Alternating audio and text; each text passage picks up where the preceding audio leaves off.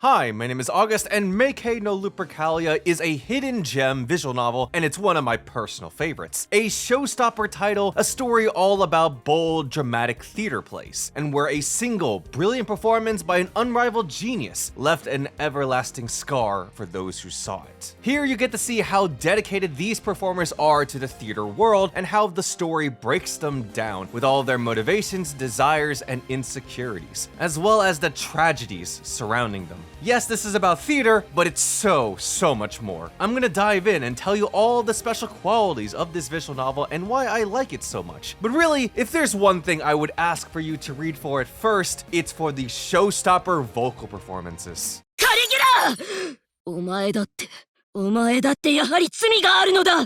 誰一人として罪のない者はいないというこの世界で、裁判官もいないというのに、誰が一体この俺に罪の宣告をするというのだ。もし俺が月を手に入れていたら、愛だけで満足していたら、全ては違っていたろう。だがこの心の渇きをどこで癒したらいいのだ。 These stage plays are absolutely captivating, and that's thanks to the amazing voice work by the voice actors. It's so striking and full of personality, from the calm yet sinister phrasing of an insane psychopath, to the painful cries of a pitiful individual who yearned for something more, to the furious rage of a person betrayed by someone they admired. Meikei no Lupercalia is a very strong case on why visual novels should strive to have voice acting. An excellent writer and their written prose carries a lot, yes, but having real voices just brings it to life compared to in imagination. Lupercalia has a flair for the dramatic, and it's better for having this. Out of every visual novel I've read, the projection and inflection of the VA's voice feels stronger than your typical voice acting, and it's even more fiercer when the scene calls for it. The greatest example of this is the Failure performance. I loved every damn moment of this play. It's packed full of soulful expression. What sells this even more, however, is in how it also perfectly serves as the quote-unquote common route climactic ending. The performance isn't just them acting at their highest level as an art form, but serves a secondary meaning in storytelling for what the Failure performance means to them. They're not just acting out parts. They're basically playing themselves like the role was written with them specifically in mind. Those theater roles, they aren't random. They parallel the actual characters playing them. You'll easily see the connections while also coming to the painful realization of the tragic meaning behind it. If a character is written to die in a play, I don't think the actor playing them should die as well. The story of Meikei no Lupercalia begins when the young actress prodigy Hyoko Orihara conquered the theater world with her unrivaled talent. But at the peak of her career, Hyoko dedicated her life to giving the ultimate performance, resulting in her dying on stage. Many years later, Tamaki Seiwa stumbles upon a student theater group's surprise performance, to which then he is recruited to help him out. Tamaki helps coach the performers, ranging from complete newbies to seasoned veterans, to even diamonds in the rough. But through all of them, Tamaki is forced to confront his troubled past and lingering feelings regarding Hyoko's legendary final act as a former child prodigy who abandoned the theater world. It's like entering a competition to prove your hard work and skill, and then some random dunks on you so bad they died doing it. If that happened to me, I would just quit right then and there like Tamaki did. That's a traumatic experience, and honestly, I think it's extremely cruel to bring them back in, much less teach others. Although, story-wise, there's something to be said about exploring those painful origins, projecting those insecurities to those future talents, piling on top of whatever issues said talents are going through already. And let me tell you,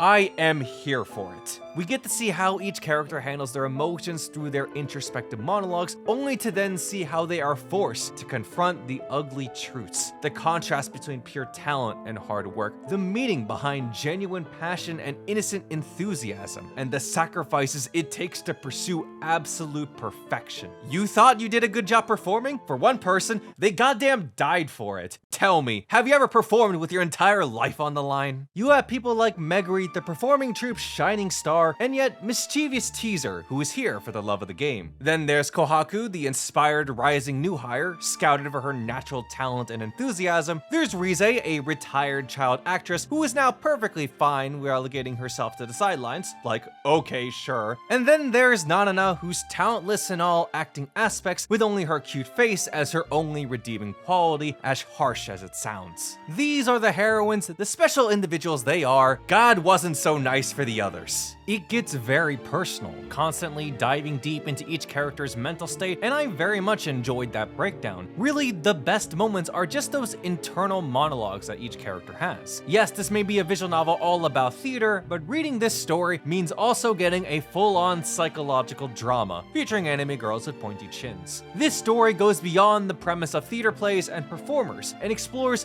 what does it mean to pursue the absolute top, to perform at the highest standards of any artistic or competitive field, and the insecurities and consequences that come with it. And you'll feel that despair along with them. Like, damn, they had it pretty bad, and that's an understatement. It gets depressing. Lupercalia can get pretty rough in some areas due to how some characters will deeply reflect about their struggles. And yet, for some, that weakness, pain, and trauma actually transforms them into better actors. What some people do in here is cruel. At first glance, anyway. In a way, Lupercalia operates like a mystery at times, not allowing you to fully understand the mindset of certain characters. And this is in spite of the story already showing you plenty of flashbacks and different character POVs, because the most important ones aren't shown to you until the story wants to. The way it builds up to these reveals is really nicely done. Chapter 2 is a really good example of the story just blindsiding you with something you'll never expect. And I'll get to that much later in the spoiler section. In a very fitting way, these actors are really damn good at acting. Shout out to the stagehands and sidecast out there doing whatever they can to support our main leads. Like, they really pull their weight in here, and Lupercalia doesn't forget to shine the spotlight on all of them. There's Futaba, Tamaki's childhood friend and cute girl admirer, ex-man hater. Hana, the energetic seamstress who supports the troupe from behind the scenes. Yuen, a senior actress that excels at performing alluring characters. Oboro, a rather discerning individual that likes to go along with the flow. And then there's Rai Rai, the self-centered, arrogant chairman of the troupe, someone who I both equally hate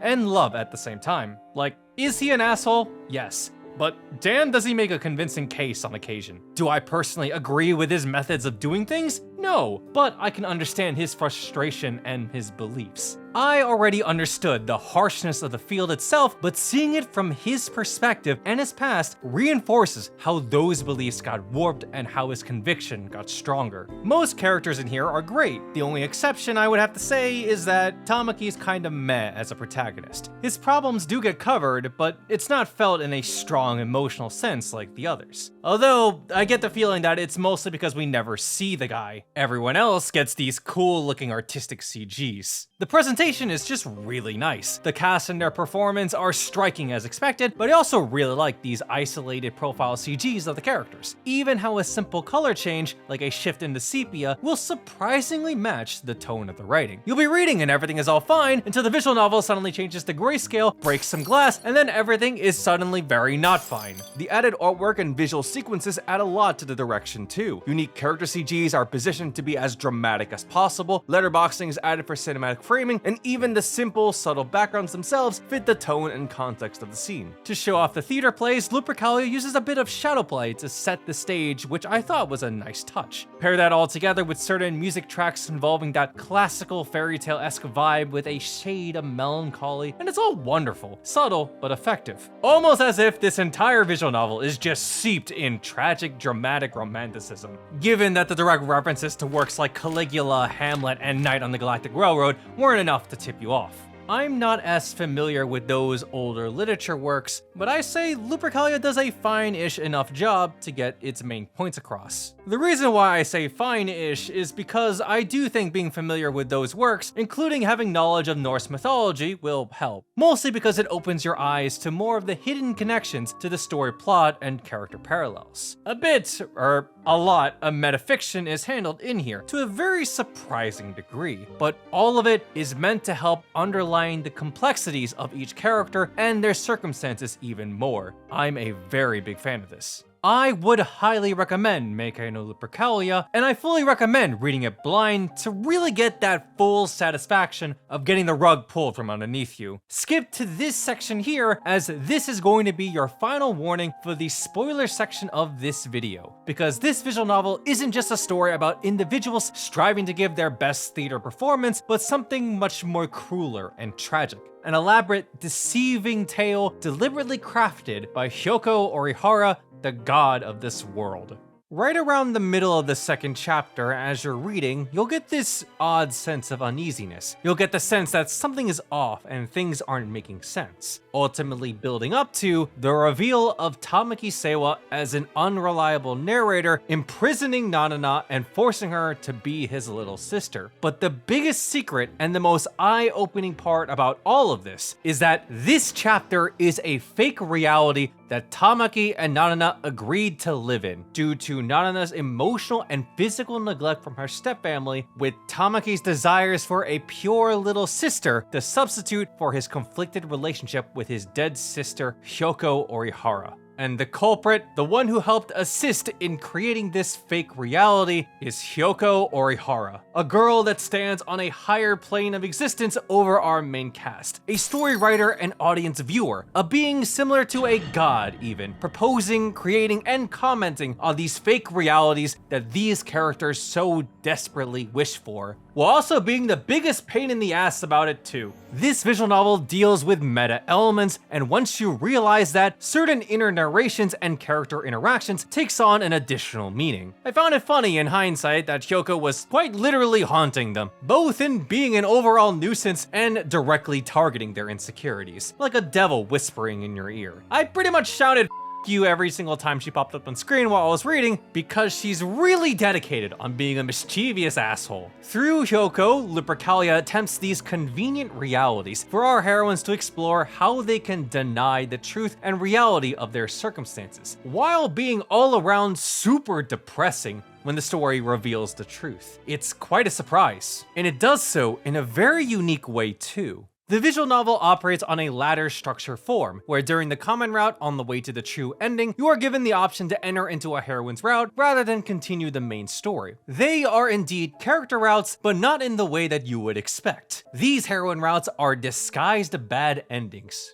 Well, arguably good for some people. They are scenarios showing Tamaki and the heroine deliberately choosing to turn away from reality and live in Hyoko Orihara's fictional world that she created for them. Yes, they are depicted as happy endings, but knowing the full truth makes it feel bittersweet. Nanana's route ending is her choosing to be content with her current happiness. I felt extremely pitiful for her. Given everything that she went through, the cute, innocent girl, I say, why shouldn't she be given that happiness? She even has her love reciprocated. How joyful is this? What a grand, happy ending. The worst aspect of it though is that she's fully aware of how fake this world and Tamaki's love for her is. Her final proclamation at the end comes across to me as if she's addressing herself and even the reader/audience, asking for forgiveness for choosing this path. That false reality of happiness might be better than suffering in her current hell, living as a representation of her family breaking apart as an unloved illegitimate child. And it only gets more sad and depressing from here. Kohaku's route has her embody the role of Tamaki's little sister to make him feel better about his loss. Kohaku loves Tamaki, but that's not who he wants by his side. And so Kohaku, the empty soul that can perfectly imitate others, replaces her, becoming his ideal little sister. Although I hereby award the most soul-crushing story to Meikei. Meikei's route is her deluding herself into believing/living in a world where everyone in the Lamberus troupe is alive, and she accepts a loving, unlabeled relationship with Tamaki. It's done through Lupercalia's allegory of the Night of the Galactic Railroad, in which Meikei, quote-unquote, stays on the train for as long as she can. She goes through the motions because the alternative is worse. Choosing Meikei's route and her world is so incredibly wrong, but destroying it means literally throwing her into the fires of despair, forcing her into the reality that everyone she knows and loves is dead.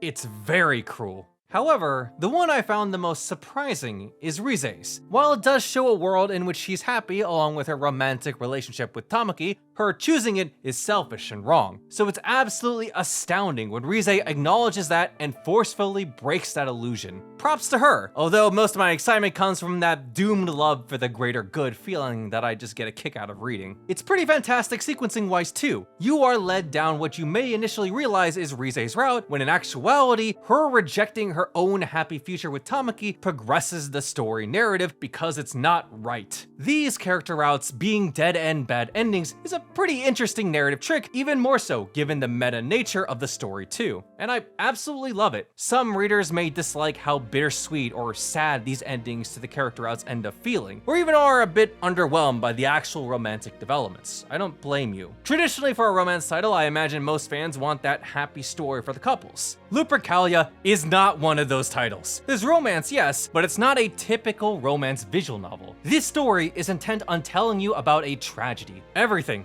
was just building up to this point. Once you're aware of the main meta plot twist, seeing the metaphorical references, the unreliable narration, and the hidden character motivation changes your entire perspective as you continue reading. Mostly because the characters really do their damnedest to fool you and the main characters, typically by pissing them off. Yes, Hyoko, Rai, and a few others are shown to be savage characters, but there's deeper complexity within, only revealed when necessary. In other words, needlessly complicated, cheeky, and roundabouts, which makes me chuckle and smile when it's all revealed to be awkward ways to express their good intentions. Almost with a slight teasing of playful envy too. It even got me a bit emotional, for it's all designed to make our main characters strong enough to overcome the tragedy / problem / ordeals they face. There's Meikei confronting the death of her loved ones, Nanana's harsh family situation, Rize's failure to support her friend, Kohaku's heavy weight of embodying theater talent, and even Futaba's unrequited feelings of homosexual love. Props to the strongest character in here. But the biggest tragedy of them all is a love rejected by society, a love so morally wrong. That's right, incest. Honestly, if I had a nickel for every time I read a highly rated / popular visual novel that had incest as a tragic plot point, I would have a handful by now. I say incest as the blunt label to this situation, but really it's more about how a relationship between a brother and a sister got corrupted so beyond repair because of their strong feelings towards theater, twisted, self-absorbed parents, and the immortality of it all by society, which then eventually led to them splitting apart forever. Forget about the taboo nature, that sense of romantic yearning only to be doomed, I found captivating. When I found out, I thought it was a really eye-opening surprise, both while reading it for that initial rug pull and as I kept thinking about it in the bigger picture. All of the conflicts and characters in Lupercalia in some way actually reflect Tamaki and Hyoko Orihara, aka Mirai Sewa's entire situation. A pretty neat observation, even more so when you consider Mirai is the one behind everything and once you hear and see things from her POV. In other words, the Brokani Moto really just wanted to vent about her problems, and in doing so became a god, and proceeded to create convenient false realities, tricking everyone, all to make sure he's happy since the real world wouldn't let her be happy. Like, goddamn girl, you are the greatest actor that ever lived. Meikei no Lupercalia is very much a me-coded visual novel, something specifically designed for me, a character-focused romance drama with a tinge of bittersweetness to it. Yes, it does get depressing with its countless tragedies and its characters seeing a convenient happiness they yearn for be destroyed, but seeing them overcome those ordeals for everyone, not just themselves, is just so cathartic. And it's all presented in this elegant, dramatic fashion too. Lupercalia isn't officially out in English, but there's a fan translation available to download. As for purchasing, I bought it from DMM, so that's where to find it for now. I would like to thank everyone on Patreon for supporting me in covering visual novels. You guys are fantastic, and if you would like to be a part of that effort, please consider subscribing. Now, if you're interested in another one of my favorite visual novels, check out this video over here, or this one over here for a general visual novel recommendation. And finally, I guess what I'm trying to say here is, the moral of the story is to just not be a theater kid.